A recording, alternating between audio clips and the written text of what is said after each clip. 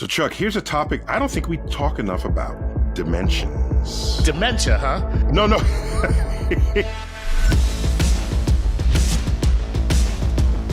You may have heard that we live in 3 dimensions and time is a 4th dimension. Okay. And evidence that it really matters is, even if you don't know it explicitly, you know it implicitly, that time really matters. Because I can say to you, Chuck, I'll meet you tomorrow at Starbucks. Right. And what's your reply to me? I'll be there all day waiting, man, because I got nothing to do. So I'll just be at Starbucks. I'll start off in the morning with some breakfast, maybe a little muffin, and then I'll just stay there until you get there. Okay, sorry. I'll meet you at Starbucks at 12 noon, okay? Oh, thanks. Yeah. Appreciate that. I gave you a location in space, and you had to wait until I gave you a location in time. Time. All right. And that intersection of space and time is called your world line. Whoa, love it. It's called a world line. World line. So for our world lines to intersect, we have to be at the same place at the same time. See, now, fellas, if you're smart and you're single, you will hold this one in the back, put it away in your back pocket. Okay. You know what I mean? Girl, I just need you as a part of my world line. You know It's rap lines from Relativity. Exactly. Right. Okay. And let's reverse that. I'll say, Chuck, I'll meet you tomorrow at noon. North America, good for you. Right. Thank you, Earth. Yeah. Earth? Is that all right? Yeah. So we know intuitively you need both the time and the space coordinates conjoined in order to actually meet. Absurd variants on that would be you cross the street and 10 minutes later, a truck barrels through in that same location. Right. So you were in the same location as the truck, but not at the same time. You wouldn't say, oh man, I almost died today. You wouldn't, because your world lines missed each other. Right. And you can do that another way. You exist at the same time as the truck, but you're nowhere near each other in location. Right. So what made Zoom and other video conferencing so useful during COVID is that you only had to be at the same time. Right. You didn't have to be at the same place. So you take away one of the components of the world lines, right, and then many more people can participate. But you are converging at the same place virtually or digitally. So. Okay, well, your image is on. I mean, I have my image of you on my computer, but it's not you. This is true. So let's keep talking about dimensions. Ready? So we have one dimension, which is just a line. The measure of the line is the length. Okay. There's no other measurement you can make of it that has any meaning. Right. It does not have a width. Now you can add another dimension. They call that X. We add a Y. Mm-hmm. And now you have a surface. A plane. A plane, and that it's 2 dimensions, X and Y, okay? So you can make a square out of that, couldn't you? Yeah. 2-dimensional beings who live in that surface. To everyone else in that surface, they only have an outer perimeter. Right. You can't see inside their bodies. They're all inside the flat plane. They're inside the flat all plane. they can see. All you see is the edge of them. Right, the edge. So medical surgery in a 2-dimensional universe, they'd have to cut you open, part you, and then reach in and do what they need to, come out, and then stitch you up again. Okay? Right.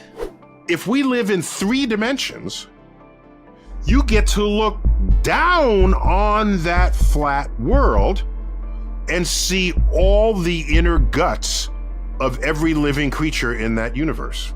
Mm-hmm. Because there is no boundary above and below, it's only within the plane itself.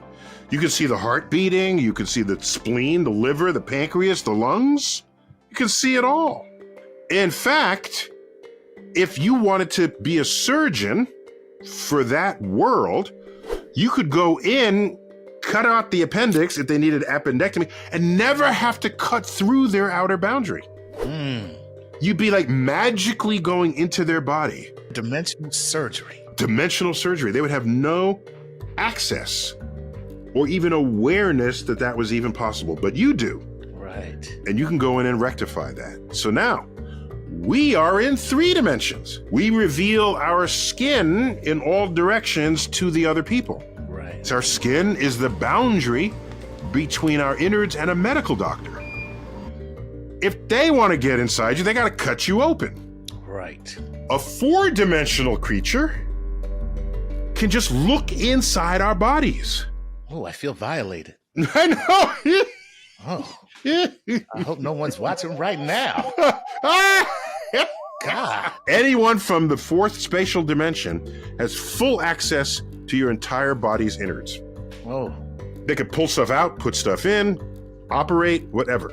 We are the game operation to anybody in the 4th dimension. What I'm saying is, if you had what you beautifully refer to as dimensional surgery, you would be able to operate without ever cutting someone open, provided you come from a higher dimension inward. Right. And it is completely analogous to be a 4-dimensional surgeon operating on us without cutting us open, to be we as 3-dimensional surgeons operating on 2-dimensional creatures, because you could just see all their organs just sitting there. Now, we can move forward and back, left and right, up and down. Okay? Those are the 3 spatial dimensions. But the time dimension, you don't have access to the past or the future. We are prisoners of the present, forever transitioning between our inaccessible past and our unknowable future.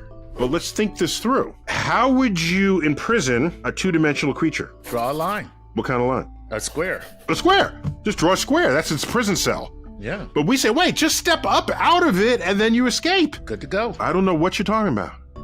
I'm fully locked in. Fully locked in. How do we put us in a cell? We have 6 walls. Right. A ceiling, floor, 4 walls around us. Right.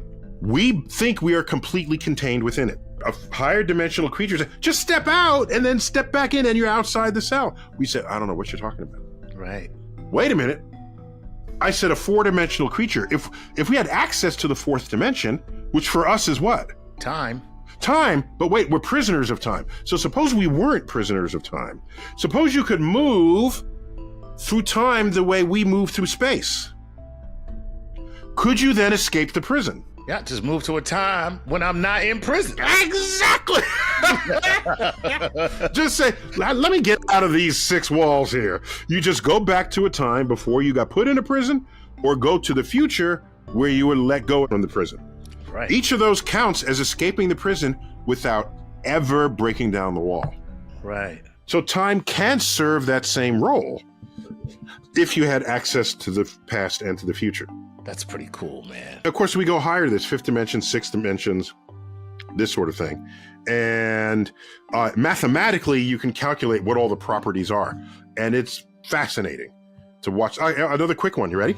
Go ahead. Knots in strings only exist in 3 dimensions. Okay. In other words, in a 4th dimension, you hand them a knot in the 4th dimension and say, wait, just pull the ends. Right. And it unravels itself. That's the same thing as we 3-dimensional people looking at 2-dimensional people, and they have a string that just has this loop in it. One loop. Right. And they say, how do I untie this? I can't untie. Say, dude, pick up the 2 ends and stretch. They can't do that. Right. They can't do that. So knots are different things in higher dimensions. The way to do it is you have to make a knot out of a 2-dimensional ribbon. And there are ways to do that, I think, and rather than just out of a string. So a lot of interesting things change and are mind-boggling for ascending to a higher dimension. Sweet. One last quick thing. Mm-hmm. Why does anyone want a flying car? So you can get up and over traffic. So you only really think about flying cars in cities where you're like plugged with traffic. And what a flying car gets you is another dimension of travel. True. You're no longer stuck in a 1-lane road, because that's bad, all right? But even if you go 2 dimensions and you have multiple lanes, because now you're in a plane, that can get cloggy too.